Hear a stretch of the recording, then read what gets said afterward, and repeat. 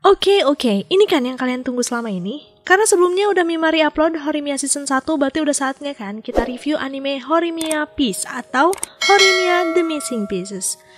Dari judulnya kayaknya udah jelas kan kalau cerita Horimiya kali ini adalah membahas beberapa kenangan yang mereka punya sampai pada akhirnya lulus SMA.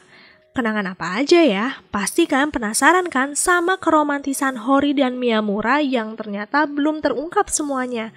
So, tunggu apa lagi? Udah saatnya kita mulai ceritanya. Inilah dia Horimiya Piece.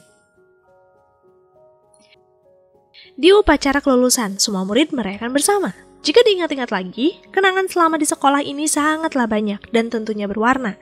Shin pun akhirnya membawa kita ke masa lalu saat para murid sedang kunjungan ke Kyoto. Seperti biasa, Hori, Miyamura, Yuki, dan Toru satu kelompok. Sebenarnya Miyamura sangat ingin menikmati momen ini, tapi jika dipikir lagi, di malam hari akan ada sesi berendam. Miyamura takut tatonya jadi terekspos yang lain. Hori yang mendengar keluhan itu jadi khawatir, apakah bisa Miyamura menikmati wisata ini? Singkat cerita, para murid sampai di hotel dan kelompok Miyamura kebagian nih untuk berendam. Miyamura mencari cara bagaimana untuk bisa tidak berendam bersama. Tapi di sini Yura malah jadi menjahili Miyamura karena tidak ingin berendam bersama. Melihat Miyamura yang panik, untungnya Toru segera membantu Miyamura menghindari berendam. Karena kan Toru sudah tahu tentang tatonya Miyamura. Tapi alasan yang Toru gunakan ini sangat sesat. Toru memberitahu kalau Miyamura sedang datang bulan, dan bodohnya kebanyakan murid laki-laki yang ada di sana percaya begitu saja. Setelah berhasil melarikan diri untuk berendam bersama, Miyamura tidak sengaja bertemu dengan Hori. Tentu saja di sini Hori menanyakan apa yang sudah terjadi, dan setelah mengetahui semua penjelasan Miyamura, Hori pun menawarkan Miyamura mandi di kamarnya. Kebetulan Yuki sedang pergi keluar. Dengan senang hati Miyamura pun menerimanya. Selesai Miyamura mandi, Hori sempat berpikir akan ada hal yang terjadi di antara mereka nggak ya ketika mereka di kamar berduaan. Tapi nyatanya tidak. Hori malah jadi kepikiran semalaman. Apa ada yang salah di antara mereka? Padahal Hori ingin bermesraan loh. Singkat cerita, wisata sekolah selesai dan kali ini kita melihat Miyamura berpenampilan baru. Sejak kejadian Miyamura menghindari berendam bersama, ternyata sempat menjadi gosip di sekitar murid laki-laki atau perempuan. Bahkan Ayah Saki saja sampai tahu. Sebenarnya, kebiasaan menyembunyikan tubuh tidak hanya Miyamura saja loh, tapi Sengoku juga. Tapi di sini alasan Sengoku menyembunyikan tubuhnya karena badannya sangat-sangat kurus, bahkan dia sering memakai baju berlapis-lapis. Lalu pada suatu saat, Miyamura dan Sengoku mendapat kabar buruk, di mana Pak Yasuda memberitahu mereka berdua kalau ada aturan baru untuk murid laki-laki, yaitu mereka wajib masuk kelas berenang untuk semua siswa yang sebentar lagi lulus. Tentu saja pernyataan itu sangat membuat Miyamura dan Sengoku panik. Bahkan mereka mencari-cari alasan. Untungnya Pak Yasuda akan membantu mereka tidak masuk ke kelas berenang, tapi sebagai gantinya mereka berdua menyikat kolam renang saja. Sebentar lagi, festival olahraga. Bagi Miyamura dan Sengoku itu adalah hal yang sangat mereka benci. Maka dari itu mereka berdua berdoa agar turun hujan. Tapi di sini Hori tidak suka melihat Miyamura yang putus asa. Hori pada saat itu mengancam Miyamura untuk mau melakukannya dengan semaksimal mungkin. Hori pada akhirnya mengancam Miyamura untuk mau berpartisipasi di festival olahraga. Tidak perlu memikirkan menang atau kalah. Miyamura pun memberitahu Hori kalau alasannya tidak senang dengan festival olahraga karena Miyamura tidak punya kenangan baik. Mendengar itu, Hori menyemangati Miyamura kalau nanti dia akan berteriak kok mendukung Miyamura, walaupun sebenarnya nanti di festival olahraga mereka beda tim loh. Hori juga akan berusaha sebaik mungkin karena Hori tidak jago olahraga juga. Melihat semangat Hori, Miyamura tentu saja tidak ingin kalah, maka dari itu dia memutuskan berpartisipasi di lomba lari 100 meter saja. Lalu di sini, saat jam pelajaran, Hori melihat Miyamura akrab dengan murid perempuan lain. Tentu saja hal itu memicu kecemburuan Hori. Aura dinginnya terasa sampai ke seluruh ruangan. Hori pun menceritakan tentang perasaannya kemarin kepada Yuki, dan tentu saja Yuki langsung menebak Hori ini cemburu. Tapi di sini Hori gengsi sih mengakuinya. Yuki pun menanyakan kepada Hori, apakah di hubungan mereka selama ini hanya Hori saja yang pernah cemburu? Mendengar pertanyaan itu, Hori jadi kepikiran, karena selama ini Miyamura tidak pernah marah, mengomel, atau apapun itu yang menunjukkan kecemburuan. Miyamura selalu bersikap lembut kepada Hori. Di tengah perbincangan, Yuki dipanggil untuk mengerjakan sesuatu. Hori pun menawarkan diri untuk membantu Yuki mewarnai papan skor. Karena di luar sana sedang dingin, Hori sempat kedinginan. Tapi untungnya Mizauchi kebetulan lewat dan dia pun memberikan jasnya kepada Hori. Tidak lama setelah Mizauchi pergi, Miyamura datang. Miyamura tentu saja menanyakan kepada Hori, dia menggunakan jas siapa. Hori pun memberitahu ini adalah jas Mizauchi. Mendengar itu, tanpa satu kata pun Miyamura menarik jas Mizauchi dan menggantinya dengan menggunakan sweater milik Miyamura. Nah, disinilah Hori sadar kalau sekarang Miyamura sedang cemburu. Hori pun tertawa kecil melihat kecemburuan Miyamura. Festival olahraga pun tiba. Di sini baik Miyamura dan Hori saling menyemangati, padahal mereka ini kan beda tim. Semuanya sebenarnya berjalan dengan lancar. Miyamura bahkan berhasil menyelesaikan bagiannya, yaitu ikut lomba lari 100 meter. Tapi di tengah acara salah satu guru meminta bantuan Miyamura mengganti murid yang tidak bisa ikut lomba karena cedera. Miyamura sempat terkejut karena selama ini dia tidak pernah terlihat siapapun tiap festival olahraga. Mengingat semangat yang diberikan Hori sebelumnya, Miyamura pun akhirnya mengambil kesempatan itu. Perlombaan yang harus Miyamura ikuti adalah lomba membawa barang sesuai dengan kertas yang dipilih. Hori juga ikut dalam perlombaan itu. Bahkan barang yang harus dibawa ke finish pun sama. Di waktu yang bersamaan mereka berdua menarik Sengoku. Kenapa bisa begitu? Ternyata kertas Hori tulisannya ketua OSIS, sedangkan kertas Miyamura tulisannya pria yang kurus. Karena mereka datang bersamaan dan barangnya juga sama, untuk perlombaan ini akhirnya dimenangkan kedua tim. Dan setelah mulai beragam perlombaan, pada akhirnya yang memenangkan perlombaan ini adalah tim Timur, alias timnya Hori. Tapi walaupun begitu, Miyamura tetap senang karena baru kali ini loh Miyamura benar-benar menikmati festival olahraga. Miyamura jadi sangat bersyukur mempunyai pasangan seperti Hori. Seperti biasa, Miyamura tertidur di rumah Hori, lalu tiba-tiba terdengar notifikasi pesan. Hori pun mengecek dan ternyata itu dari Shindo. Tapi anehnya ini seperti pesan permintaan maaf sekaligus cinta. Tentu saja Hori jadi mengira pasti ada apa-apa nih di antara Miyamura dan Shindo. Padahal nyatanya Shindo ini salah kirim. Saking kesalnya membaca pesan ini, Hori memukul Miyamura. Miyamura yang setengah sadar bingung apa sih yang terjadi. Maka dari itu dia melirik ke Hori dan terlihat Hori yang pura-pura tertidur. Di sini Miyamura tahu pasti ada yang salah nih. Maka dari itu Miyamura membujuk Hori makan jeruk mandarin kesukaannya. Tapi karena masih marah, Hori menolak. Tapi bagi Miyamura itu bukan hal yang sulit. Miyamura pun menyuapi Hori, tapi dengan cara seperti ini. Tentu saja Hori jadi salah tingkah. Saking salah tingkahnya, amarah di dadanya hilang begitu saja. Lalu di sini sebelum pulang Hori mampir ke minimarket dan di sana dia tidak sengaja bertemu dengan ayah Sengoku yang bernama Takeru Sengoku. Tapi siapa sangka loh saat Hori dan Miyamura sampai di rumah mereka kembali bertemu dengan Takeru. Bahkan Sengoku juga ada di sana. Semua itu terjadi karena Takeru teman Kyosuke juga walaupun versi tidak akurnya sih. Dan Kyosuke memang sering menarik orang untuk mampir ke rumahnya. Melihat Hori yang selalu bersama Miyamura, Takeru pun menanyakan status mereka berdua dan dengan percaya dirinya, Kyosuke memberitahu kalau Miyamura adalah pacar anaknya. Dengan bangga, Takeru pun mengatakan kalau itu hal yang sangat tidak penting. Contohlah anaknya, karena fokus belajar dan tidak pacaran sama sekali.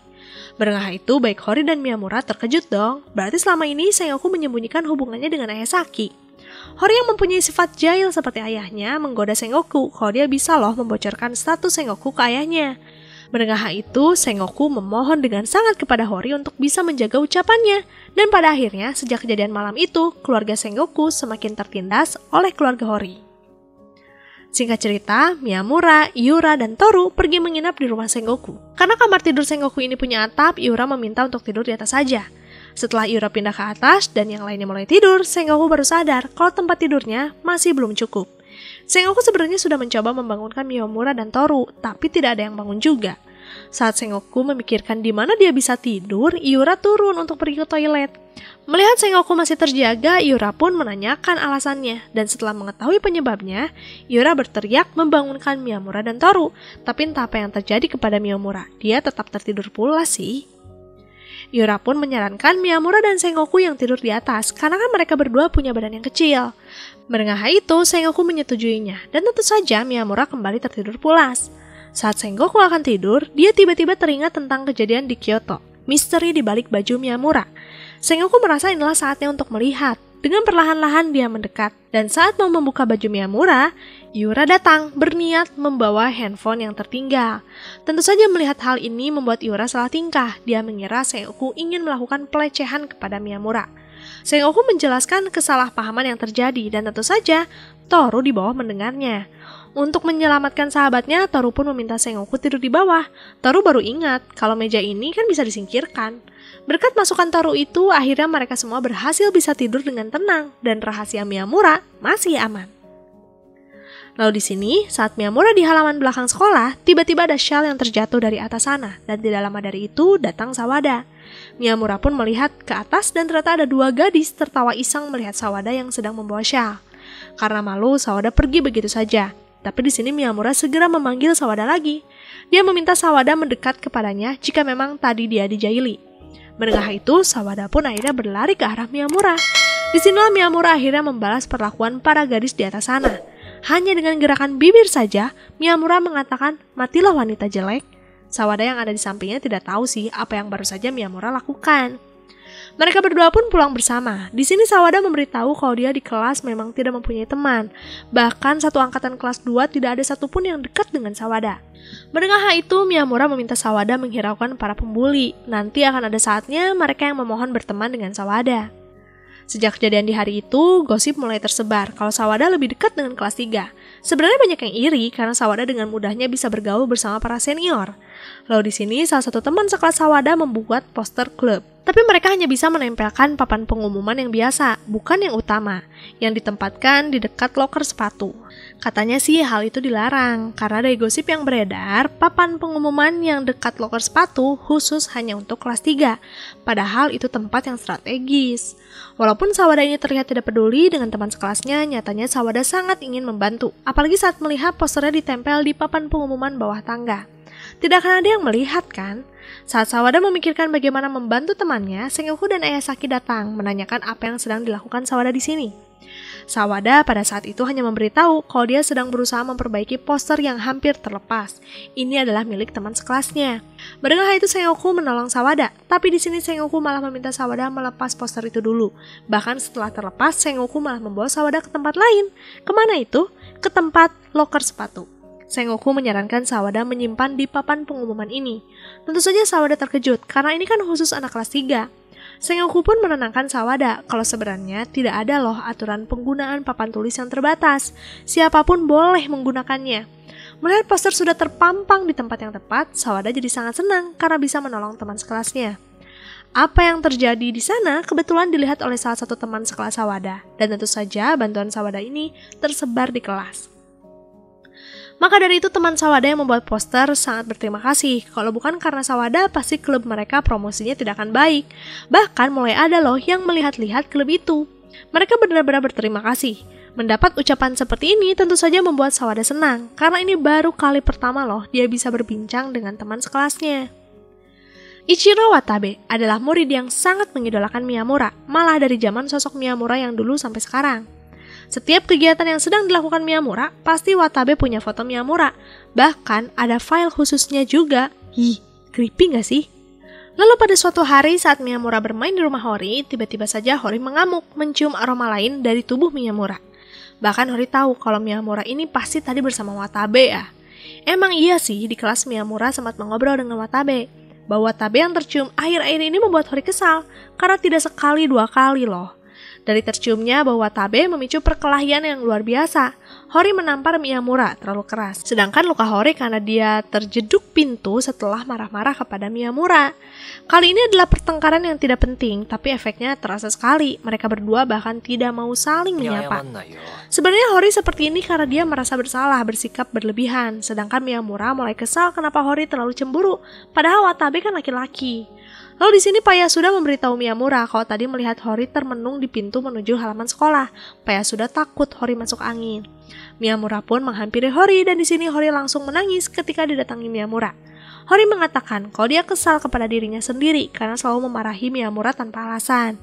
Melihat Hori menangis seperti ini, Miyamura pun membujuk Hori untuk tidak menangis lagi. Diperlakukan seperti ini tentu saja berhasil mencairkan suasana. Hori tidak sedih lagi. Menemukan laki-laki kayak Miyamura di mana ya? Di keesokan harinya, Miyamura datang menggunakan sweater karena seragamnya tidak ada yang kering. Seperti biasa, penciuman Hori ini sangat kuat. Dia terus-terusan mendekati Miyamura mengenai bau. Tapi kali ini Hori tidak tahu bau siapa. Hori hanya terus menatap tajam ke arah Miyamura. Tentu saja Miyamura langsung tahu kenapa Hori ini. Pasti dia curiga kepadanya lagi. Maka dari itu untuk menghindari pertengkaran, hari ini Miyamura memutuskan langsung pulang tanpa mampir ke rumah Hori dulu. Di keesokan harinya, Miyamura berpenampilan seperti biasa lagi. Hori pun menarik Miyamura ke salah satu gang kecil untuk mengecek lagi. Apakah hari ini ada bau orang lain? Dan saat dicek, ternyata sekarang hanya ada bau Miyamura. Hori sangat senang. Dia pun mulai menanyakan kepada Miyamura, kemarin tuh Miyamura bau siapa? Miyamura akhirnya memberitahu kalau kemarin dia menggunakan baju Shindo yang tertinggal. Melihat Hori yang tersenyum karena bau Miyamura membuat Miyamura tersadar betapa Hori sangat peka kepada bau tubuhnya. Dan itu terlihat sangat imut. Maka dari itu, sebelum mereka meninggalkan tempat ini, Miyamura pun mencium Hori. Sebentar lagi Valentine, Sawada sangat mengidolakan Hori kan? Dia ingin memberikan coklat di hari itu. Maka Sawada terus menghantui Miyamura menanyakan berbagai macam hal, dari bentuk coklat, rasa, sampai warna kotak yang tepat. Selesai dari lantai 3, Sawada disapa teman sekelasnya yang bernama Maya Nogami. Di sini Maya menanyakan kepada Sawada apakah kenal dengan senior yang selalu menggunakan sweater. Karena di hari Valentine nanti, Maya ingin memberikan kepada senior itu. Dari ciri-cirinya, Sawada langsung tahu, pasti Yura. Sawada sempat terkejut loh, karena ternyata ada gadis yang suka kepada Yura. Yura kan sangat menyebalkan di mata Sawada. Maya pun meminta tolong kepada Sawada untuk menanyakan kepada Yura apa sih coklat kesukaannya, karena Maya ingin coklat pemberiannya tidak terbuang sia-sia. Setelah mengucapkan itu, Maya juga berterima kasih kepada Sawada karena mau berdiskusi dengannya. Ternyata ini kali pertama Maya bisa diskusi dengan rileks tanpa merasa malu sama sekali. Mendengar itu tentu saja Sawada senang, karena dia juga baru kali ini loh bisa berdiskusi selama ini dengan teman sekelasnya. Tanpa menunggu waktu lama, di hari itu juga Sawada menanyakan kepada Yura coklat apa yang disukainya. Dan tentunya pertanyaan ini sempat memicu kesalahpahaman. Tapi ya Sawada tidak peduli, dia ingin membantu temannya. Bahkan Sawada juga menemani Maya loh untuk mencari coklat yang tepat untuk Yura. Pokoknya sejak hari ini mereka semakin dekat. Lalu di sini Hori mencurahkan kegelisahannya kepada Sakura karena Hori ingin memberikan coklat terbaik untuk Miyamura. Hori pernah membuat coklat dan itu gagal. Sakura pun memberi saran kepada Hori untuk latihan membuat coklat mulai dari sekarang. Tidak perlu memikirkan rasa yang harus melebihi coklat yang ada di toko-toko. Yang penting itu pemberian dari Hori, karena apapun yang diberikan Hori pasti membuat Miyamura senang. Mendengar hal itu, Hori pun memeluk Sakura karena sudah menenangkan hatinya. Hari Valentine pun tiba, terlihat Miyamura membagikan coklat persahabatan ke semua orang terdekatnya, kecuali Hori. Di hari ini, Hori hanya menerima coklat dari Sawada. Miyamura malah mengajak Hori bermain ke rumahnya nanti sepulang sekolah. Hori di sini sudah menebak, pasti Miyamura akan memberikan coklat juga kepadanya. Maka dari itu, Hori akan membawa coklat buatannya juga. Sesampai di rumah Miyamura, tanpa menunggu waktu lama, Miyamura langsung menyuguhkan kue coklat buatannya. Ternyata Miyamura diam-diam membuat kue coklat untuk Hori. Melihat usaha Miyamura sebesar ini, Hori pun pada akhirnya mengeluarkan coklat buatannya juga. Walaupun sebenarnya Hori tidak percaya diri, dia takut rasanya gagal. Dan saat Miyamura mencobanya, ternyata Miyamura dengan lahap loh makan coklat itu. Hori sangat bersyukur hari Valentine-nya berjalan dengan sukses. Hari ini Miyamura menjemput Hori untuk pergi ke sekolah bersama, tapi terlihat Hori belum siap-siap juga. Ternyata Hori semalaman begadang nonton acara horor. Miyamura pun menunggu Hori bersiap di bawah, tapi entah kenapa kok lama sekali. Miyamura izin mengecek dan saat masuk ke kamar Hori, ternyata Hori malah kembali tertidur. Miyamura pun meminta Hori untuk berbalik karena Miyamura akan membantu Hori merapikan rambutnya. Setelah selesai, Hori pun dibangunkan. Tapi saat Hori akan mengecek ke kamar mandi, Hori berteriak. Dia merasa tidak cocok jika menggunakan gaya rambut seperti ini. Tapi jika dilepas sekarang, mereka bisa telat ke sekolah. Mau tidak mau deh, Hori pergi dengan gaya seperti ini. Miyamura pun meyakinkan Hori kalau penampilannya hari ini cantik dan imut. Awalnya Hori tidak percaya, tapi sesampainya mereka berdua di sekolah, ternyata banyak teman-teman memuji rambut Hori. Hori jadi senang deh, sudah ditata rambutnya oleh Miyamura. Lalu sekarang kita melihat proses di mana Hori bisa kenal dengan teman-temannya sekarang. Banyak kenangan terjadi sebelum hadirnya Miyamura di hidup Hori. Miyamura hanya menjadi teman sekelas yang misterius dan tidak lama dari itu, Hori pun terbangun dari tidurnya. Di sini Hori bersyukur mengenal Miyamura, karena jika satu orang saja kurang di hidupnya, mungkin kenangannya akan berbeda. Dan jika dibayangkan, tanpa Miyamura, kehidupan Hori tidak akan seperti ini juga. Begitupun sebaliknya, Miyamura merasakan hal yang sama. Entah bagaimana caranya, tapi mereka semua memang ditakdirkan untuk bersama, bukan? Dan scene pun membawa kita kembali ke upacara kelulusan para siswa. Kenangan mereka selama di sekolah ini tidak semuanya bisa diceritakan karena mungkin beberapanya memudar seiring berjalannya waktu. Tapi terlepas dari itu semua, kenangan mereka intinya sangat mengagumkan dan berwarna. Di sini juga Hori sangat bersyukur atas kemajuan hubungannya dengan Miyamura. Dari seseorang yang sulit didekati sampai pada akhirnya tidak bisa berjauhan sama sekali. Hori sangat berharap akan selalu seperti ini dan mengingat semua kebersamaan mereka. Setelah upacara kelulusan, di keesokan paginya Miyamura menerima telepon dari Hori mengajak bertemu. Tapi karena Miyamura kelelahan dari acara kemarin, Miyamura malah tidur lagi. Dia sampai telat 4 jam sejak Hori menelpon. Tentu saja Miyamura merasa bersalah. Dia datang ke rumah Hori sambil membawa kue-kue manis kesukaan Hori. Miyamura sudah menebak kalau Hori pasti marah, dan memang iya sih.